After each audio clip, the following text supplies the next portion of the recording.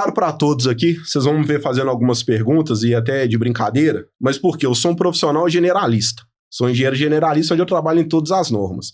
Então, para mim, eu tenho que estar andando nas normas o tempo todo. A gente atende vários tipos de empresas, então eu acabo sendo generalista e não tão especialista em uma norma só, né? Para a gente ter um bom conhecimento. E aí eu vou ter o Léo, que ele já é um cara mais especialista, o Mourão já é mais especialista na parte de perícia, na parte aí da mineração, automobilística, eu sei que é o domínio maior dele. E aí eu vou ter o Leonardo Reis, que é um especialista em mineração, é um especialista aí hoje aí no ramo trabalhou um bom tempo aí também de lubrificantes, né? E tá fazendo o caminho dele. Então, algumas perguntas, e eu vou brincar com vocês e com outros, que eu sei que, assim, olha, pra mim é fácil. Porque eu sou um generalista, então eu tenho que ir pra todos. E algumas consultor. Consultor, então... tem que mas por obrigação, por todas as eu tenho que normas transitar, né? E vocês não têm essa obrigação, e nenhum profissional tem essa obrigação. Que às vezes o cara fala assim, fulano formou, tem que saber tudo. Não, ninguém sabe tudo. Eu não sei tudo e ninguém tem que saber tudo. Todo dia você tá aprendendo. Eu aprendo e vivo muito disso porque a gente atendeu lá 1.200 empresas, são 1.200 empresas com 1.200 dúvidas. Então, todo dia eu tenho que estudar, eu tenho que tirar a dúvida de alguém. Então, fica mais fácil. Mas as grandes mudanças que eu vejo hoje na área de treinamento, NR22, a maioria ainda solicita pra gente 24 horas, mesmo a gente explicando. Amarração e sinaleiro. Às vezes eu deixo, falo, eu explico, mas aí na hora de emitir a nota eu coloco lá, NR18. Porque senão amanhã vai falar assim, mas você me cobrou um treinamento de NR11 e era NR18, né? NR1, 100% dos procedimentos operacionais que você vê, não está determinando lá treinamento inicial, periódico. Isso não está descrito. Não está descrito lá nos procedimentos, por exemplo, que o trabalhador que ficar mais de 180 dias afastado, ele tem que ser retreinado. Retreinado, reciclar. O procedimento operacional não tem nada disso. São coisas que a gente vê que ainda não mudou. Uma coisa que eu sempre pego o pessoal na NR10. Porque fala assim, quando que tem que se reciclar o treinamento da NR10?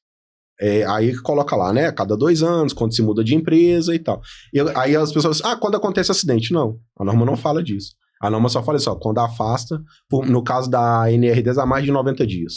Quando afasta, mais de 90 dias. Então tem essas peculiaridades, até por isso que existe o consultor, né? Pra gente trabalhar nessa situação assim. Então tem muita coisa. É igual, carga horária de NR12. Não existe. Não existe, É o cliente que define. Igual eu falo com o cliente, olha, normalmente pela máquina, né? Eu vou avaliar, tem máquina que dá pra fazer menos, tem máquina mais.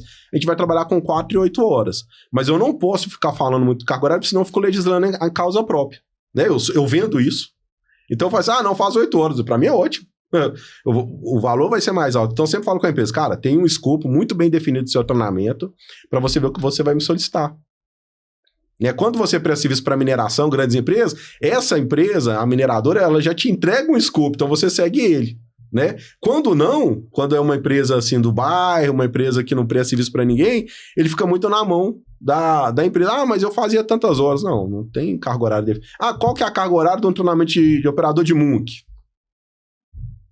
É que as empresas, às vezes, alguém vai passando por lá e não tem esse critério de definir, de pegar ali pelo menos o básico, né? E, definir todas as normas ali, a carga horária. Aquelas que tem, tá claro.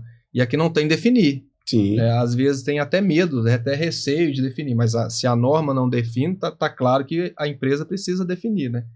Ou uma forma de gestão, um procedimento para definir isso, ou uma planilha básica, né? NR1, NR10.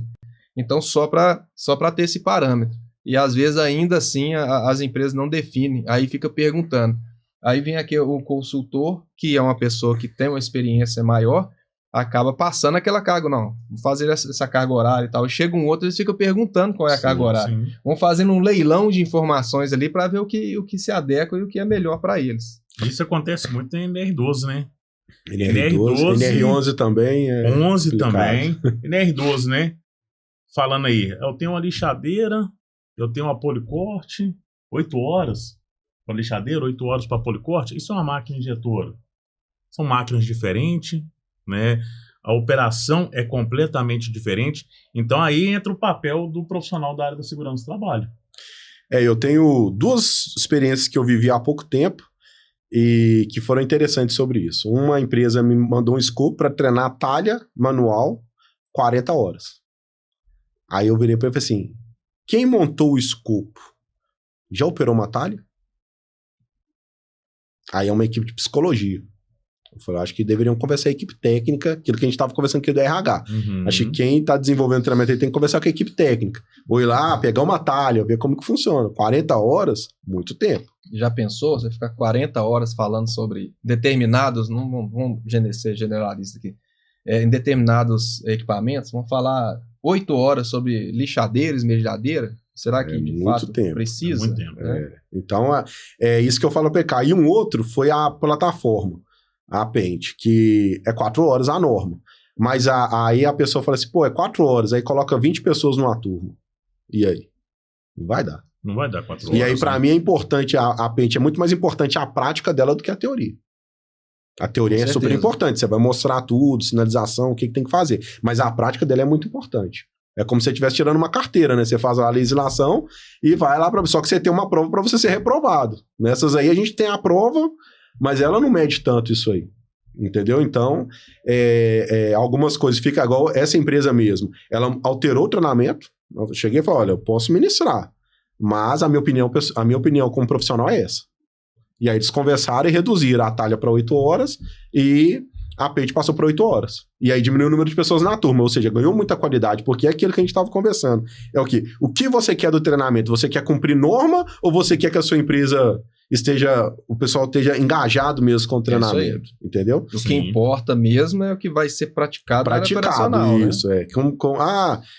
Cara, em vez de você gastar 8 horas numa lixadeira, gasta 3, 4 horas, mas pega essas outras 4 horas e coloca num treinamento que vai fazer com que o trabalhador realize aquela atividade com segurança mesmo. Então, de fato, é mais um treinamento com a carga horária adequada. E a parte prática, ela ser mais orientada, o que pode acontecer, o que pode gerar um acidente, isso vai agregar muito mais no dia a dia. Né? Vai agregar a parte teórica? Agrega.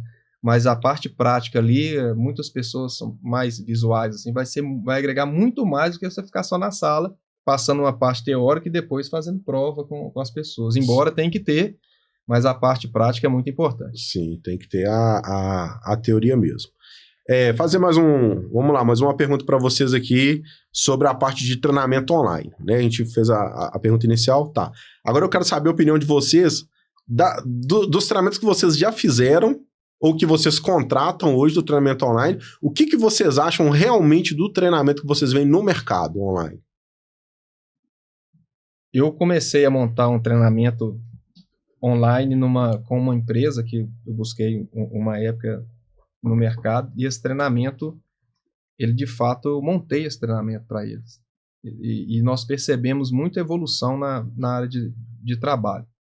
Mas não é o que a gente vê assim, em todas as empresas no mercado, né? Que de fato, a gente conseguir, essa empresa que vai customizar o treinamento e que vai ter um investimento vantajoso, esse é mais desafiador, né? Para a gente conseguir otimizar esse treinamento online.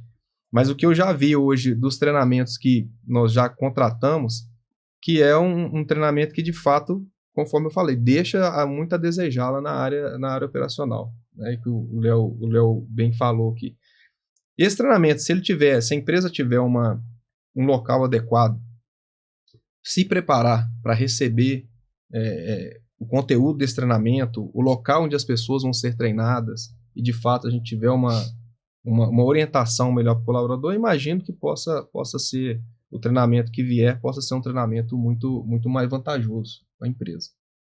Então, para você hoje, o que você vê que assim, poderia ser feito para melhorar?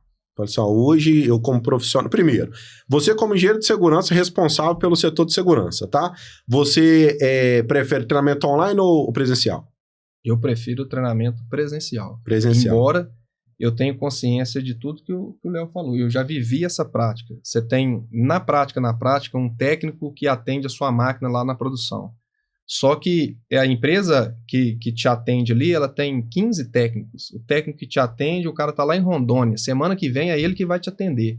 Nesse meio tempo, se ele tem um treinamento online, integração, alguma coisa assim, ele já começa a facilitar a vida dele lá. Isso é um fato.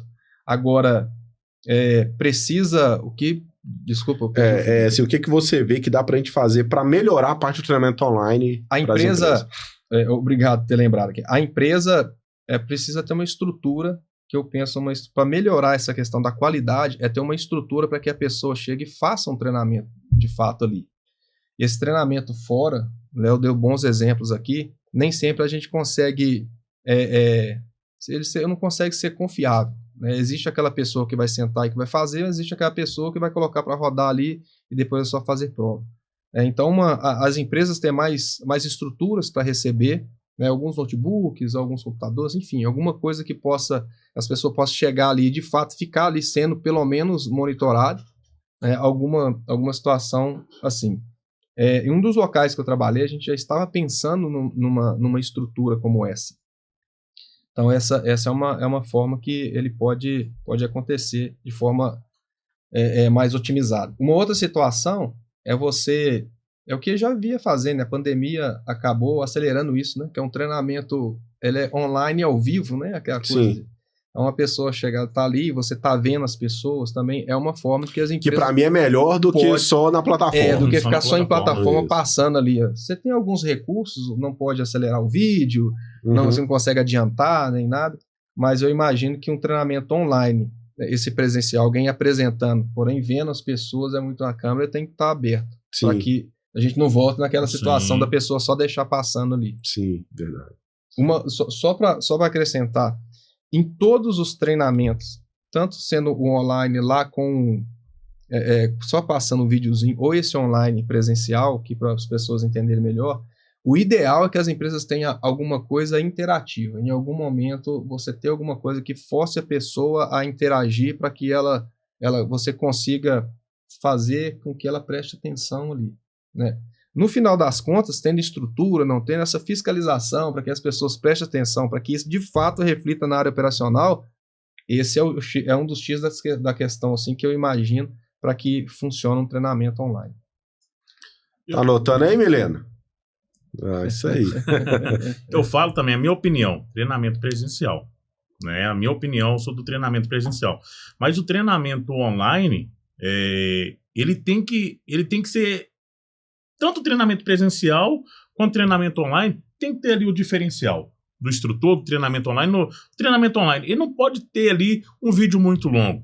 Ele ali tem que ter... Hoje você tem aí inteligência artificial, colocar um recurso ali, ter uma interatividade ali, ter um quiz. Ele tem que ser interativo para obrigar ali o colaborador, ele tá atento a todo momento do treinamento online. Só que tem determinados pontos que pode ser aquele famoso treinamento híbrido. Tanto presencial como treinamento online. Vamos dar um exemplo aí, o treinamento da CIPA. É um bom treinamento para ser feito online em determinados conteúdos que está lá na NR5. Só que tem determinados pontos que ele tem que ser presencial. Vamos pegar aí um ponto que está lá, investigação de acidente. Esse é um ponto que não dá para ser 100% online. Ele porque vai ensinar a metodologia, mas não vai ensinar como executar na prática. Como executar. Né? E é importante, na análise de um acidente, o membro da CIPA está ali participando, auxiliando. Sim. Então, se a gente conseguir mesclar, é o ideal. A própria inspeção, né? A própria inspeção. Você vai fazer uma inspeção, você não pode só chegar numa determinada área, tirar uma meia dúzia de foto, virar as costas e ir embora. Então isso é uma situação que é importante ele viver ali, dar uma olhada, né? Está se expondo ali em alguns setores que ele precisa ter essa noção de que não basta chegar num local, tirar uma foto e ir embora. Então você consegue ser mais palpável quando você está ao vivo e a cores. Né? O próprio mapa de risco é outro exemplo também.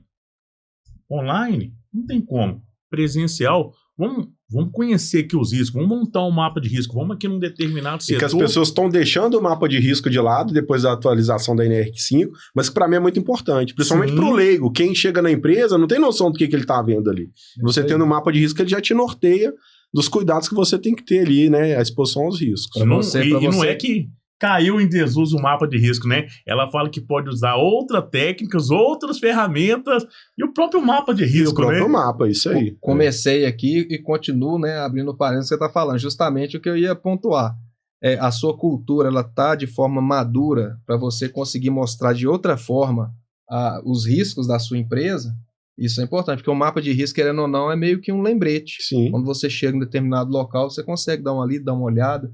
Agora, o que você tem para demonstrar os riscos de outra forma e outra coisa? E qual é o nível de cultura que, exposto ao risco, a medida de controle vai ser implementada e eficaz? Isso é uma